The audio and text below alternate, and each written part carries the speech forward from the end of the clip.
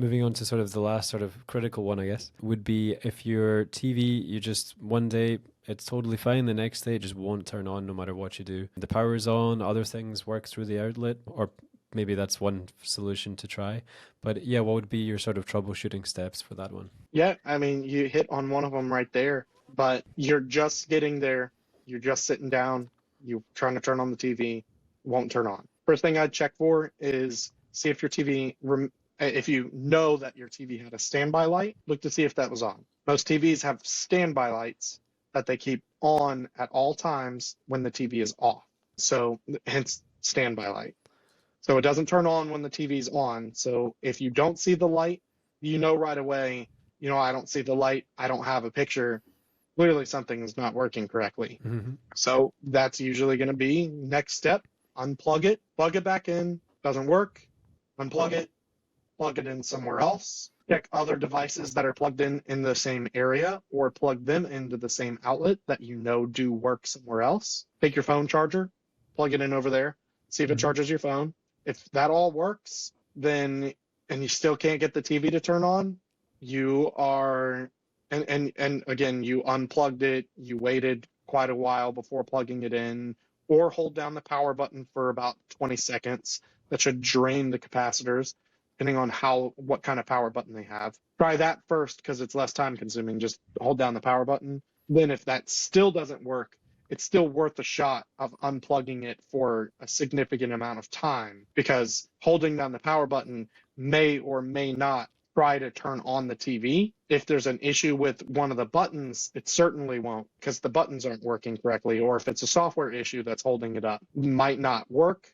So leaving it unplugged for a good amount of time will drain that power away from it and get everything to reset, kind of like a slow fade to go into sleep rather than a quick one. So come back, obviously if it hasn't been working and you can't do anything with it, you might as well leave it unplugged for an hour or so. You're not really gonna, if it's not working, it's not working. There's no difference in leaving it plugged in or unplugged. And at the very least, leaving it unplugged for a significant amount of time has a possibility. Might be slim, but it has the potential to fix the problem. If it's in a hot environment, certainly seen that.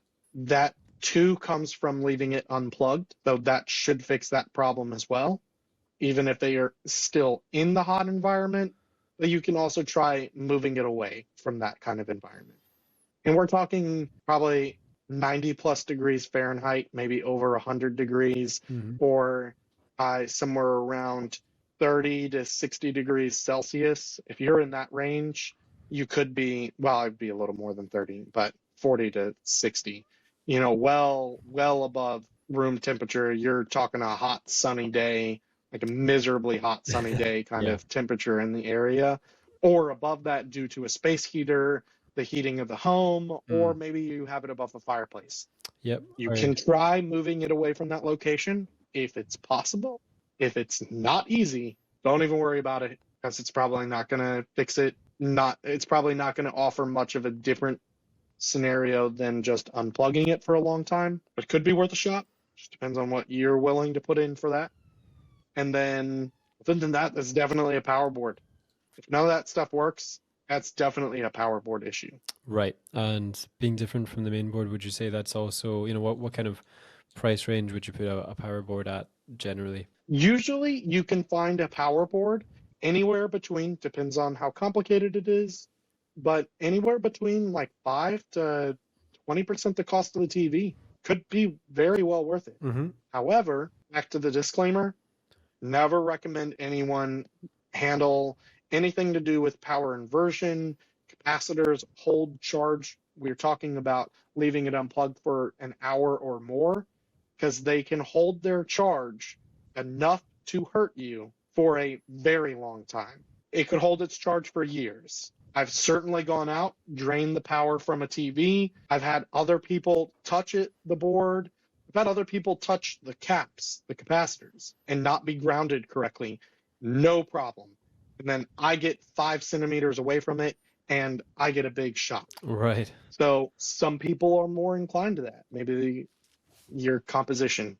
I don't know. Who knows? But nonetheless, unless you know what you're doing, it's probably not worth doing that, even if the price seems like it could be worth it. Everybody knows their own skill sets and their own capabilities, and that's definitely a do at your own discretion, not advised situation.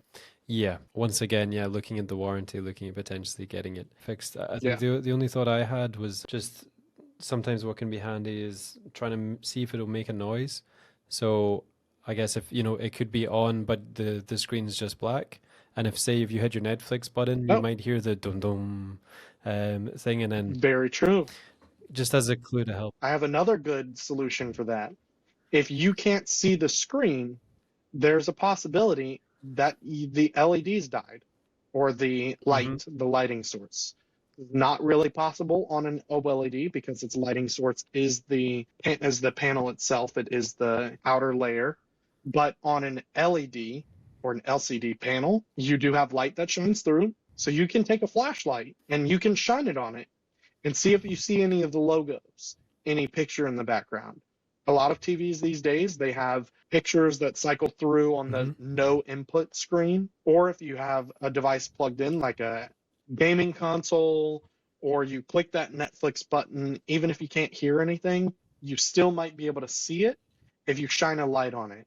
Think about an old Game Mm. Boy Yeah. or a non-backlit display for a lower end thing. We don't usually think about TVs as being the same thing as that, like an Yeah. e-reader book, like a Nook kind of thing.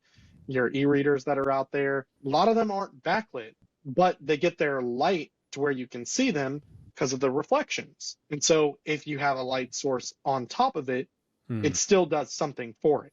You can see something come back. Televisions are meant to be reflected from the back to the front and not the front Hmm. back to you. So it isn't going to be like you can just take a light and shine it on it and fix all your problems and at least have something that works. But you can still see possibly, did my panel just die or did my power board die? Those are very different costs.